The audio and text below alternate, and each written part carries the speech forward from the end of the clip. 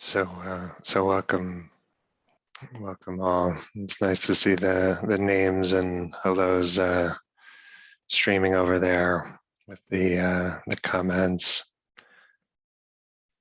Um, yeah, so let's practice together.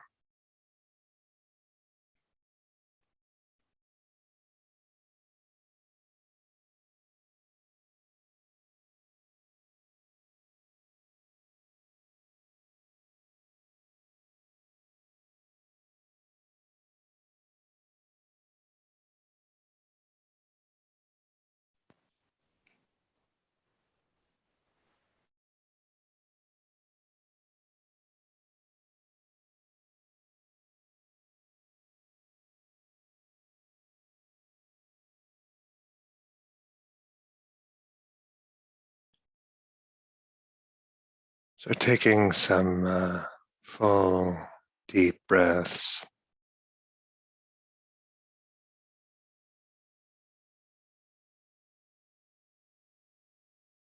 There's almost like a sense of, especially on the exhale, kind of wave, ripple of relaxation that smooths out the energy of the body.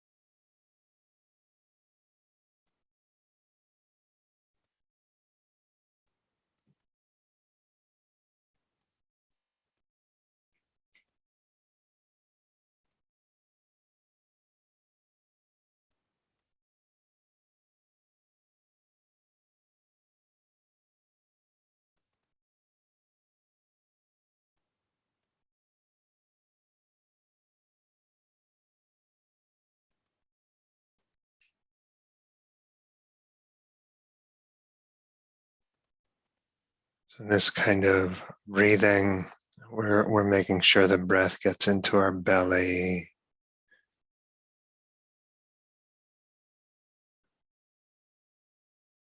letting our belly be soft.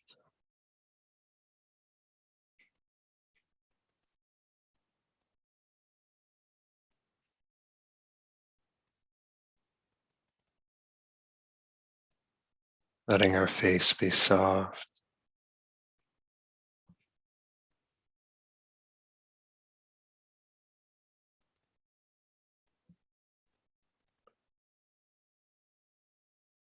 The area around the eyes, the jaw.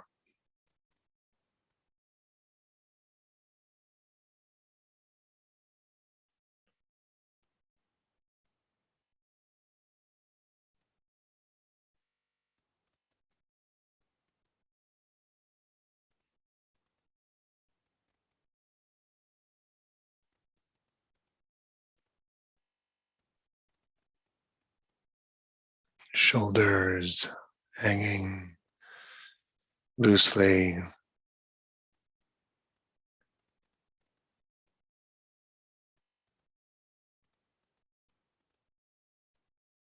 The hands untensed.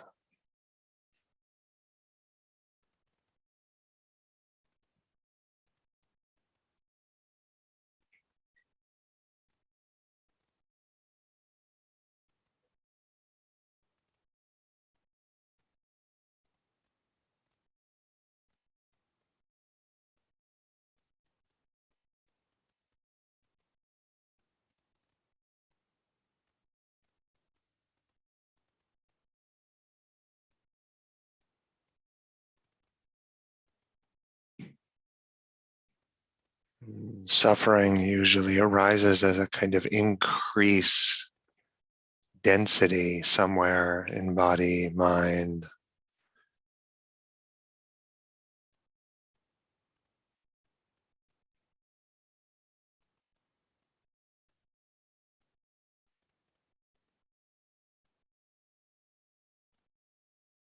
And so we breathe in such a way that smooths out the energy of body, mind.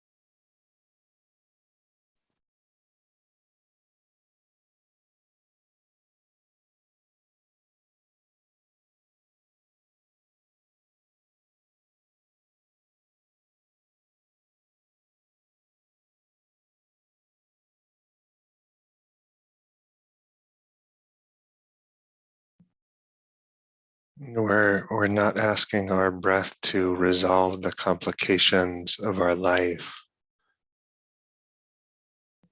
predicament of any human life.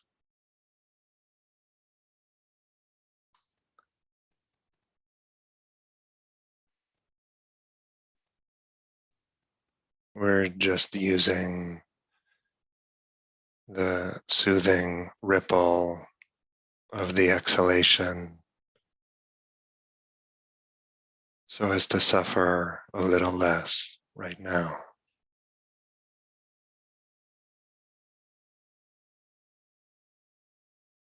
To bring tranquility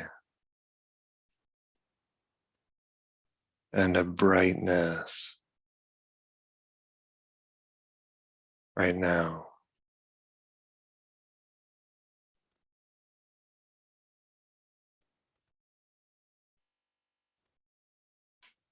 It's okay to put down the rest of our lives just for this time.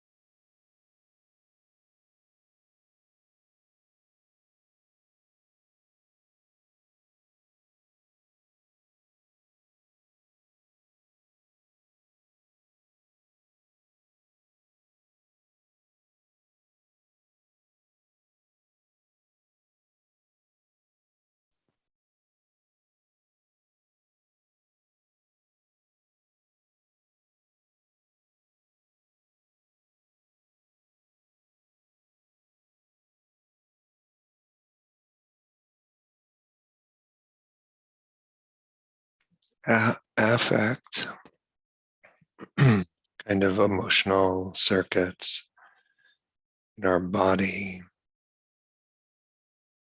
are the engine of so much thinking.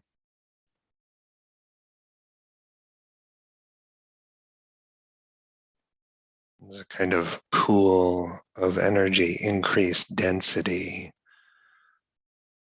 in our body. And this seems to necessitate thought.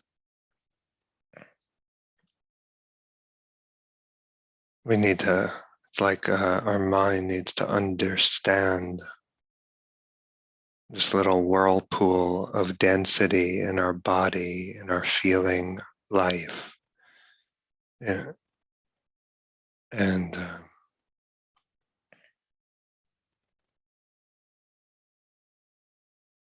in our practice, often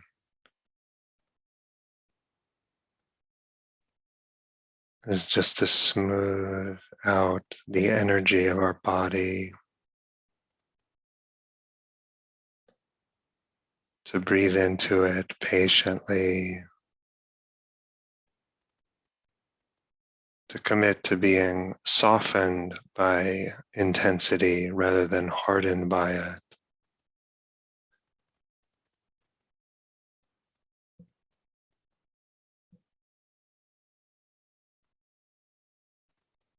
As we meet our bodies, its densities, with this awareness and care,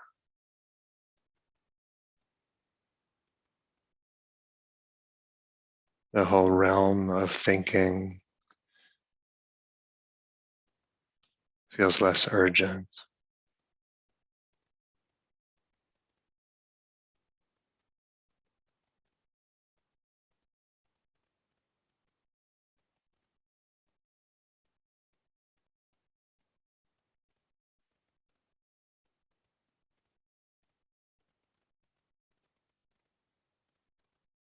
Just lavishing a kind of love awareness on your body, and using the breath if that's helpful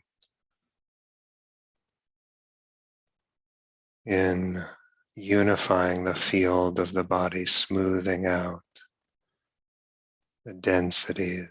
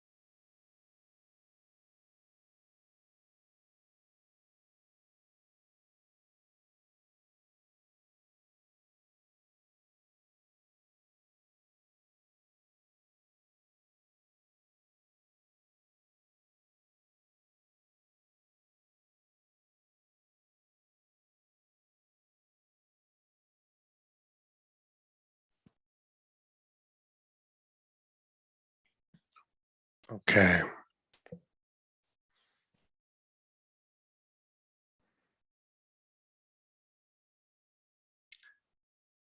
So, quote, so far as we are mere bundles of habit, we are imitators and copiers of our past selves. It follows, first of all, that the teacher's prime concern should be to ingrain into the pupil that assortment of habits that shall be most useful to them throughout life. Education is for behavior, and habits are the stuff of which behavior consists. The great thing in all education is to make our nervous system our ally instead of our enemy. It's William James. So yesterday, we explored helplessness and power, opening the heart to helplessness illuminates our power. And today, another pair, renunciation and passion. So the fantasy of something for nothing runs deep in my mind, you know. Like sometimes I'll notice I'll just randomly look down at the sidewalk to see if someone dropped money there, you know, like the thrill of something for nothing runs deep. But mindfulness is not something for nothing. It is a path of relinquishment. And we don't exactly get to have the Dharma and have our life. We don't exactly get to have the Dharma and our life. But I want my life. I want my dreams and my stories and my pleasures and my routines, my habits. And I want the Dharma. But I don't know. I don't think we can have it all. That might be kind of American fantasy of Buddhism. Zajin Amaro on renunciation. The fact that the Buddha was a monk gets lost. Of course, people are free to practice as they want. Nonetheless, many Western Dharma centers seem to marginalize what to the rest of the Buddhist world is central and historically vital to the whole process of Dharma practice and enlightenment. It's like opening up the chest, detaching all the veins and arteries, carefully removing the heart and maintaining the body on a life support system. One can't help wonder, is this thing really alive? Is this going to carry on? Obviously, my perspective is slanted. I'm a card-carrying monk. But in wedging Dharma teachings into a comfortable life, one may be missing something that's crucial to the Dharma. I would suggest that people look closely at that. Is the Dharma something that I tack onto my life, or is it something that I offer myself up to? I've always loved that phrase. Is the Dharma something we tack on or offer ourselves up to? We fear impoverishment in letting go. But as we let go, the hole in the center of our being gets smaller. Yeah. The hole in the center of our being gets smaller. We need less to fill it up, in other words. As we relinquish, as we let go, this actually frees us up. And we know that we can let go. We know we can let go. And so we're not afraid, we're less afraid of not having what we like.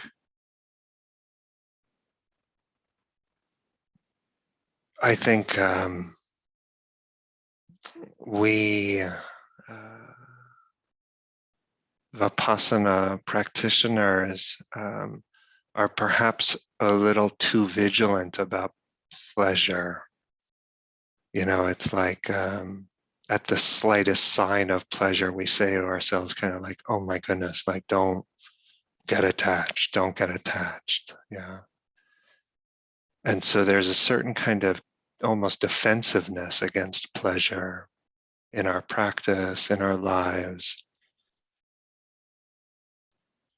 As we train, we know we can let go and we're less afraid about holding on. We know we can just let go again. And attachment in the end is not a sin, it's just dukkha. Yeah.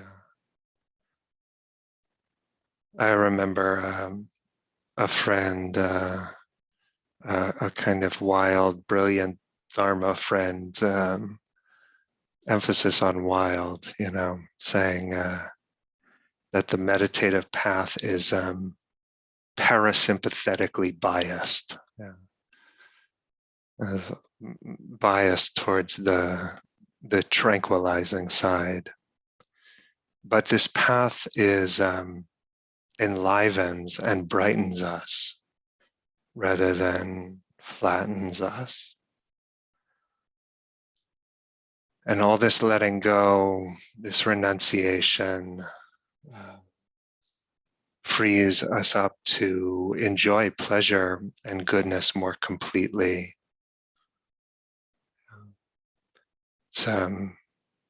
It frees us up to enjoy pleasure more completely. And so sometimes we make the distinction between craving and desire, tanha, chanda. And tanha, that craving, is that kind of bottomless thirst, the fever dream of longing that's never actually satisfied. Yeah. And so sometimes I say, like, craving is our frenemy. Yeah, as the kids say. Craving is our frenemy.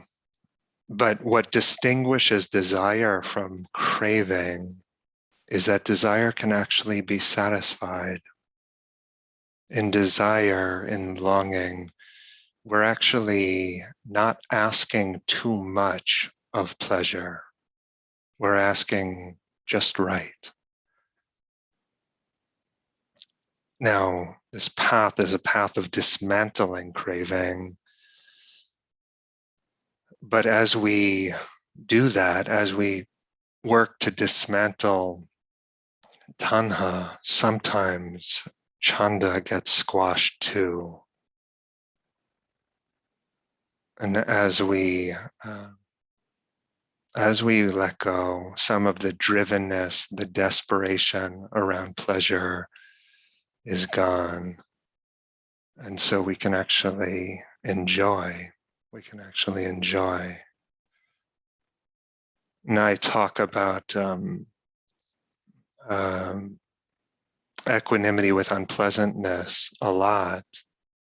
Yeah, this is a path of purification, and it reveres the wholesome unpleasant.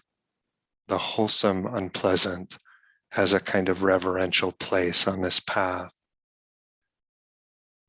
But what does equanimity with pleasure look like? We're being asked to have equanimity with that too. And I would say equanimity with pleasure looks like a very uncomplicated, intense delight and satisfaction. It looks like enjoyment without compulsivity. And do we still prefer pleasure over pain? Of course, but our heart is more flexible, less dependent, less reliant on budgeting pleasure in the usual ways we do. And even egoic pleasure, yeah, we're not defended against that either. We feel that feels better than insults, yeah. Or yeah, we're not defended against it, nor are we entangled in it, you know.